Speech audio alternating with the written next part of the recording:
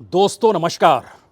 हो सकता है आपको आज इस देश की संसद ही बेमानी लगने लगी हो सकता है आप इस देश में कानून का राज भी है। शायद अब ये सोचने पर मजबूर हो चुके होंगे कि कानून का राज है भी या नहीं है। हो सकता है आपके जहन में यह भी सवाल हो कि इस देश में संविधान को हाशिए पर ढकेला तो नहीं जा चुका है। और हो सकता है आप ये सोच रहे हो कि जो पुलिस प्रशासनिक अधिकारी कानून की रक्षा के लिए नौकरी पाते हैं, उनकी मौजूदगी इस देश के संविधान के तहत होती है, उनके प्रति आपका भरोसा डगमगाने लगा हो। लेकिन एक क्षण के लिए सोचिए, मणिपुर दिल्ली से कहें तो प्रधानमंत्री के घर से 2500 किलोमीटर से लगभग कुछ कम है। और इस देश में जो संचार प्रणाली है, सूचना के तौर तरीके हैं, और जो आईबी काम करती है, जो रॉ काम करती है, जो खुफिया एजेंसी काम करती है, जो सीआईडी काम करती है, जो पुलिस को रिपोर्ट देनी होती है, जो राज्य सरकार को रिपोर्ट देनी होती है, बीते 75 दिनों से सबने खामोशी बरती रही। और यह टेक्नोलॉजी जैसे ही जागी, उसने इस देश के सामने एक ऐसे सच को लाकर सामने खड़ा कर दिया कि इस देश में जर्रे जर्रे के भीतर हर किसी की रूह कांप गई। और इसी दौर में प्रधानमंत्री अमेरिका गए। प्रधानमंत्री इस दौर में कई देशों की यात्रा करते हुए निकले। वह फ्रांस भी गए। और फ्रांस के भीतर और अमेरिका के भीतर, चाहे वो उसके बाद यूएई और मिस्र की यात्रा क्यों ना हो, तमाम देशों पर जिक्र एक ही बात का था, भारत की रगों में लोकतंत्र दौड़ता है। भारत दुनिया के सामने एक ऐसा विकासशील देश है जिसके भीतर और बाहर की परिस्थिति दुनिया को सिखलाती है कि कैसे दुनिया को जीना चाहिए। तो क्या प्रधानमंत्री की तरफ और प्रधानमंत्री के टेबल पर एक भी फाइल मणिपुर की नहीं आई, जबकि मुख्यमंत्री इस वक्त मणिपुर में बीजेपी के हैं? और जो तंत्र काम करता है गृह मंत्रालय के तहत, जिनके तहत तमाम सुरक्षा एजेंसियां मौजूद हैं, जिसके नायक मौजूदा वक्त में देश के गृह मंत्री अमित शाह हैं, क्या वाकई दिल्ली में कोई जानकारी नहीं थी? और इस दौर में सिर्फ और सिर्फ मणिपुर की तरफ से इसलिए आंख मूंद लिया गया क्योंकि वह एक छोटा सा राज्य है, जो नॉर्थ ईस्ट का राज्य है, जहां की जीत हार राजनीतिक तौर पर दिल्ली की सत्ता को डिगा नहीं सकती है। लेकिन यहां तो समूची मानवता डिग गई। और सवाल यह उठा, क्या इस देश में प्रधानमंत्री को पद पर रहना चाहिए या नहीं रहना चाहिए? क्योंकि ऐसी परिस्थिति इस देश के भीतर कैसे आ सकती है जब वहां की घटना को लेकर अब जो रिपोर्टिंग सामने आ रही है वो बतला रही है कि 3 मई को मणिपुर के भीतर जो कुछ हुआ, पुलिस गाड़ी में बैठकर सब कुछ देख रही थी। 2-4 पुलिसकर्मी सड़क पर मौजूद भी थे, लेकिन किसी ने कुछ नहीं कहा। जो एक एफआईआर की कॉपी हमने जो मणिपुर इंफाल से मंगाई, उसमें बहुत साफ तौर पर लिखा हुआ है कि थोम्बाल जिला और उसका नोंगपोक सेकमई पुलिस स्टेशन, उसमें जो एफआईआर दर्ज की गई, उसमें बतलाया गया कि अज्ञात हथियारबंद लोगों के खिलाफ केस दर्ज कर लिया गया है। और जिन पर यह केस दर्ज किया गया है, जो अज्ञात हैं, उन पर एबैक्टेशन यानी उन्होंने किसी रूप में कैसे लोगों को उठा लिया, गैंग रेप किया गया, मर्डर किया गया, ये मामले दर्ज कर लिए गए हैं। लेकिन एक नहीं कई सवाल इस दौर में दिल्ली की सत्ता को लेकर उठेंगे, क्योंकि इसी दौर में एक नाटक इंफाल में तब हुआ जब राहुल गांधी वहां पर देखने पहुंचे थे, लोगों के भरोसों के साथ जोड़ना चाहते थे, खुद को एक उम्मीद और आस बनाना चाहते थे कि दिल्ली और यह देश मणिपुर के साथ खड़ा है, उनकी भावनाओं के साथ खड़ा है। लेकिन उस दौर को एक क्षण के लिए याद कीजिए। राहुल गांधी को सड़क के रास्ते यह कहकर रोका गया कि इससे स्थिति बिगड़ जाएगी, आप सड़क के रास्ते नहीं जाइए। लेकिन 3 मई की घटना को लेकर वहां के जो छोटे अखबार हैं, उन्होंने जो रिपोर्ट फाइल की, उसमें बहुत साफ तौर पर लिखा कि 100 से ज्यादा लोगों ने एक गांव पर किस तरीके से हमला कर दिया। और ये गांव था बी फैनोम गांव। इस पर हमला किया गया, आगजनी की गई, 3 महिलाओं को वहां पर नेकेट किया गया। 2 महिलाओं के दृश्य जो अलग अलग माध्यमों से इस दौर में आ चुके हैं, सोशल मीडिया में और डिजिटल मीडिया के जरिए देश के सामने, दुनिया के सामने है। वो हैरत अंगेज इसलिए है क्योंकि 2 महीने के बाद राहुल गांधी की मौजूदगी या किसी भी नेता की मौजूदगी के लेकर सरकार और वहां की पुलिस सुरक्षा व्यवस्था का जिक्र करती है और वहां के मुख्यमंत्री आहत होकर इस्तीफा देते हैं और वहीं के लोग कहते हैं आप इस्तीफा मत दीजिए और इस्तीफे को फाड़ दिया जाता है और यह सब कुछ दिल्ली तक उसके बाद अपनी पीठ ठोकती है कि देखिए सियासत साध ली गई। तो क्या भारत की राजनीतिक व्यवस्था में सत्ता ने इस दौर में अपने उस मुखौटे को उतार दिया जिस मुखौटे के आसरे बीते बरसों बरस से लगातार यह महसूस हो रहा था कि इस देश में कानून का राज खत्म कर राजनीतिक सत्ता का राज लाकर सबकी आंखों के सामने रख दिया गया है? क्या इस दौर में संविधान के सामने नमन हुए प्रधानमंत्री 2019 में मई के महीने में शपथ लेने से ऐन पहले उसी संविधान को हाशिए पर ढकेल कर और उस पर सियासत और अपने पदचाप ठोकते हुए ये कहकर निकले हैं कि कोई हमारे ऊपर उंगली ना उठाए?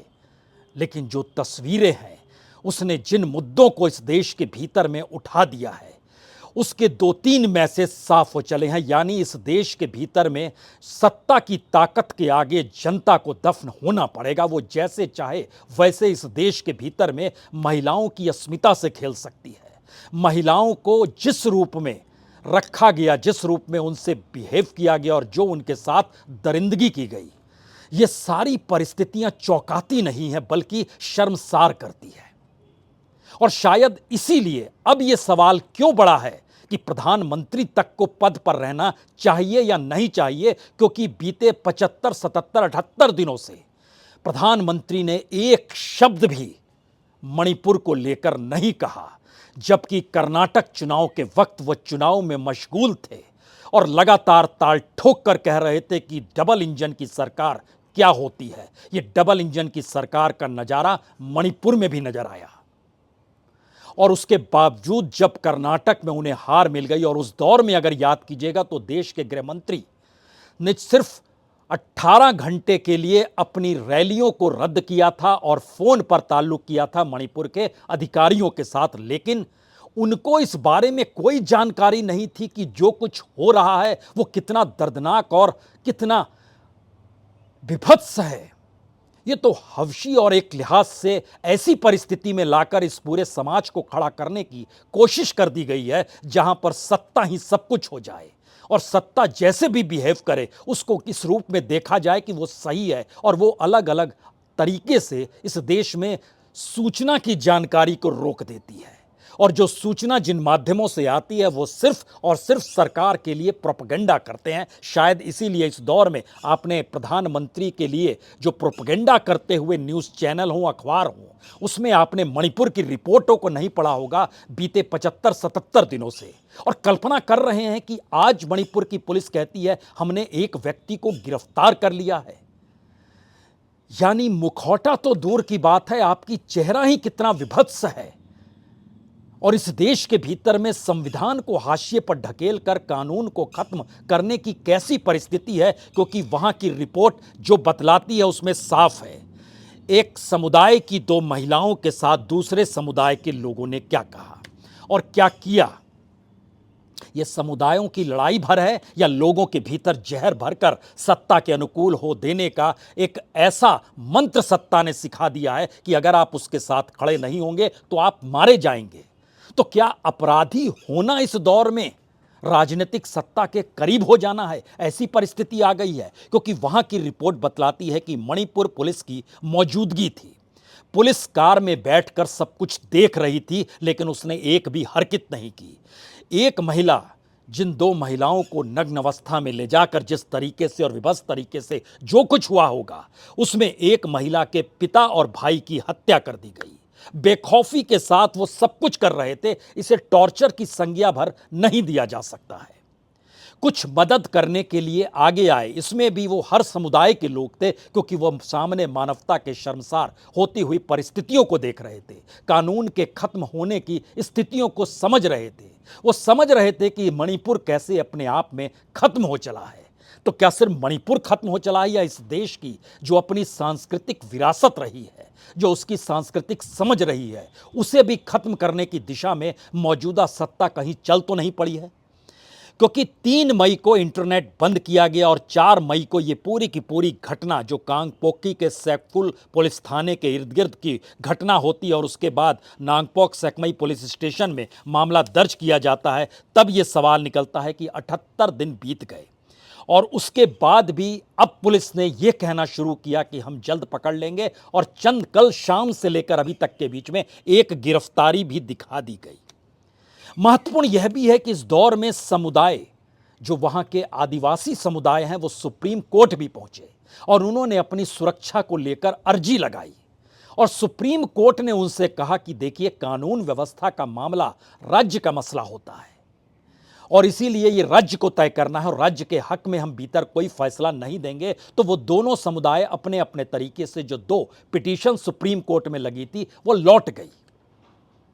राहुल गांधी उसके बाद जिन परिस्थितियों को लेकर गए और वहां पर जिस तरीके से लोग एक ही नारा लगा रहे थे, हमें शांति चाहिए, वी वांट पीस, तो इस देश के भीतर अशांत स्थिति और उस पर प्रधानमंत्री की चुप्पी, पूरी सत्ता की खामोशी, कोई हरकत नहीं, सिर्फ इस बात को लेकर कि हमारी सरकार है, हमारा मुख्यमंत्री है, वो बना रहना चाहिए और अगर वह कहीं से आहत भी हो जाए उसको इस्तीफा नहीं देना है, उससे संवाद हो और उसको बताया जाए कि राजनीतिक नाटक कैसे किए जाते हैं जिसमें लोगों का गुस्सा थम जाए आपको लेकर और आपके प्रति लोगों की भावनाएं हो जाएं।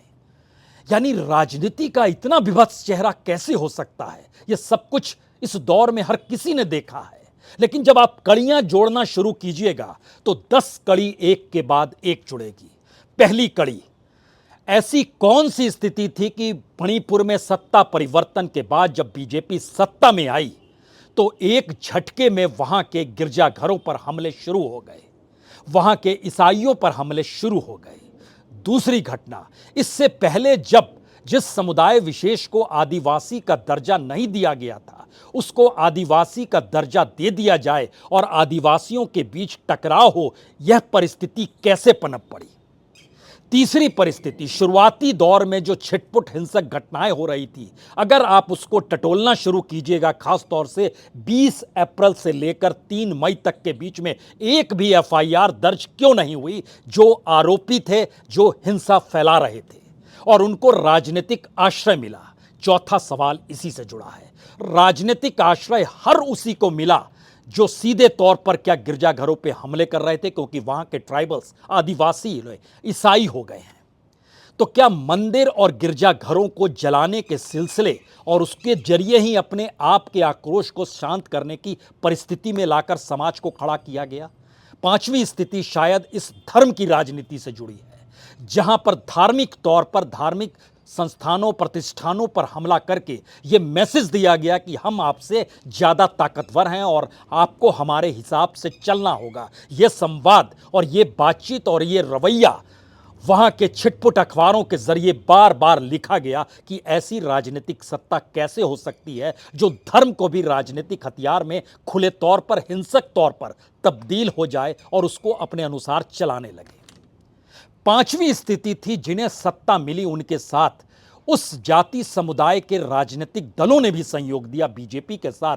कमोवेश वहां के उन जो कुकी और मैतई हैं, उन दोनों से जुड़े हुए लोगों ने राजनीतिक तौर पर उन्हें समर्थन दिया। लेकिन बावजूद जो प्रयोगशाला मणिपुर को नॉर्थ ईस्ट में ये कहकर बनाई जा रही थी कि किस तरीके से आरएसएस ने वहां पैर पसारे हैं, कोई आज से नहीं पसारे हैं, ये 80 के दशक से बहुत तेजी से चले थे और उसके बाद से उनका प्रभाव लगातार बढ़ता चला गया। उनको राजनीतिक जमीन इस रूप में चाहिए कि जब सत्ता हमारी है तो फिर विचारधारा हमारी होनी चाहिए और समूची की समूची सांस्कृतिक विरासत जो मणिपुर को बैलेंस किए हुए थी वो एक झटके में डगमगाने लगी। सातवां सवाल यह था कि अगर राजनीतिक सत्ता अपने साथ खड़े लोगों को पनाह दे रही थी तो दूसरी तरफ अपने ही लोगों को उकसा रही थी कि हमें यह सब कुछ बहुत तेजी से और जल्दी जल्दी करना है। और शायद टारगेट बहुत क्लियर था कि 2024 के चुनावों से पहले कम से कम नॉर्थ ईस्ट एक राजनीतिक प्रयोगशाला के तौर पर, जो आरएसएस ने इससे पहले वहां पर खुद को विस्तार दिया, खुद की जगह बनाई, उसके लिए एक मान्यता बनती चली जाए। आठवीं परिस्थिति इससे भी ज्यादा भयानक थी, जब दिल्ली ने इस दिशा में वहां की राजनीति में वहां पर पीठ ठकठकाना शुरू किया। वहां के नेताओं को दिल्ली में तरजीह दी जाने लगी और वहां की सूचनाएं जो भी निकल कर आती थी उसमें एक ही मैसेज रहता था, आप काम करते चले जाइए और इसको तेजी से करना चाहिए और ये सारी चीजें इस रूप में चलनी चाहिए। और शायद यही वो स्थिति थी जिसके बाद वहां के मुख्यमंत्री की उड़ान सियासी तौर पर इस रूप में होने लगी कि घटना कुछ भी हो लेकिन दिल्ली की जुबान एक बार भी नहीं खुली कि आपको इस्तीफा देना चाहिए, आप इस्तीफा दे दीजिए, यह बर्दाश्त नहीं किया जाएगा, यह नहीं कहा गया। एक निराशा और एक निराशा के साथ नाउम्मीदी इस बात को लेकर जरूर थी कि जिसे मुख्यमंत्री बनाया है वो शायद हमारा काम कर नहीं रहा होगा। और नौवीं परिस्थिति इसके आगे निकल गई जब इस देश के प्रधानमंत्री और दिल्ली की सत्ता ने पूरे तरीके से आंखों पर पट्टी बांध ली। और ना सिर्फ आंखों पर पट्टी बांधी बल्कि मैसेज बहुत साफ तौर पर गया, मणिपुर में सब हो रहा है वो हो जाएगा और वहां के बारे में कोई भी कुछ भी कहे लेकिन यह बहुत संवेदनशील मामला है और किसी को कुछ कहना नहीं चाहिए। ऐसी स्थिति इस देश के भीतर में और बीजेपी के राष्ट्रीय प्रवक्ता ने कम से कम 4 प्रेस कॉन्फ्रेंस की जिसमें कहा कि मणिपुर को लेकर किसी को कुछ नहीं कहना चाहिए क्योंकि यह संवेदनशील मसला है। यानी आंख मूंदना तो दूर बल्कि चिताते हुए और धमकी भरे स्थिति में यह मैसेज उस मीडिया के लिए था कि आप भी कुछ ना दिखाइए, कुछ ना बताइए, वहां पर जो हो रहा है होने दीजिए, लोग लहूलुहान है होने दीजिए सारी परिस्थिति को। और 10वीं परिस्थिति तो ऐसी थी जिसने इस देश को अंतर्राष्ट्रीय तौर पर शर्मसार कर दिया। यूरोपीय यूनियन तक ने वहां पर पार्लियामेंट ने प्रस्ताव पारित कर कहा जो हो रहा है इससे ज्यादा विभत्स कुछ हो नहीं सकता है, माइनॉरिटीज की सुरक्षा को लेकर आपको कदम उठाने होंगे। और देश के विदेश मंत्रालय की तरफ से जो जारी किया गया उसमें था आप अपने आंतरिक मामलों को देखें, हमारे आंतरिक मामलों में आप हस्तक्षेप नहीं करें। और इसी दौर में प्रधानमंत्री दुनिया में घूम घूम कर रहे थे हमारे डीएनए में डेमोक्रेसी है, हमारे रगों में लोकतंत्र दौड़ता है, जिसका खुले तौर पर जिक्र उन्होंने अमेरिका में किया, खुले तौर पर जिक्र फ्रांस में किया। तो क्या भारत की मौजूदा परिस्थिति के भीतर प्रधानमंत्री को अपने पद पर बने रहना चाहिए? इस देश के गृह मंत्री ने जो तमाम सूचनाएं उनके पास आ रही होगी और कोई भी सूचना इस देश तक नहीं पहुंचने दी, और इस तरीके की कितनी घटनाएं हो सकता है हुई हो। यह तो इंटरनेट प्रतिबंधित था और इंटरनेट जब खुला तो उसके बाद चीजें निकल कर आई है। तो क्या इस देश के भीतर में राजनीतिक सत्ता की ऐसी राजनीतिक हैवानियत इससे पहले कभी किसी ने देखी, समझी, परखी थी? अगर नहीं परखी थी तो प्रधानमंत्री को पद पर रहने का क्या जरूरत है? और अगर कोई जरूरत नहीं है और इस देश को संभालने के लिए सुप्रीम कोर्ट जो वहां के आदिवासी समुदाय को यह कहकर सुरक्षा दे पाने की दिशा में कोई निर्देश जारी नहीं कर पा रहा था कि यह तो राज्य का मसला होता है, तो अब सुप्रीम कोर्ट संविधान की किताब को खोलकर पढ़ना तो शुरू करे। जब ऐसी घटनाएं खुले तौर पर होती है, पुलिस की मौजूदगी होती है, प्रशासनिक अधिकारियों की मौजूदगी होती है, मुख्यमंत्री के पास सारी जानकारी होती है और सूचनाएं हर दिन दिल्ली पहुंचती है, तो अब उसे कौन सा कदम नागरिकों के लिए उठाना चाहिए? क्योंकि we the people for the people तो अब प्रधानमंत्री भी गाहे बगाहे कहने लगे हैं। तो उसी आसरे हरकत तो हो सुप्रीम कोर्ट के भीतर, और इस देश की सत्ता सियासत तो कोई हरकत करेगी नहीं, वो चाहेगी खामोशी से मामला टल जाए, क्योंकि वक्त सबसे बड़ा मलहम है, या वक्त उस घाव पर इतना नमक छिड़क देता है जहां पर हर किसी को लगता है किसी दूसरी पीड़े के इंतजार में कोई दूसरा पीड़े, कोई दूसरा घाव भर कर आ जाए, ये छुप जाएगा। ऐसी परिस्थिति में जब राजनीतिक सत्ता आकर खड़ी हो चली है तो फिर दिशा जनता की होगी या दिशा सुप्रीम कोर्ट की होगी, यह शायद वक्त के गर्भ में है। बहुत बहुत शुक्रिया, बहुत बहुत शुक्रिया।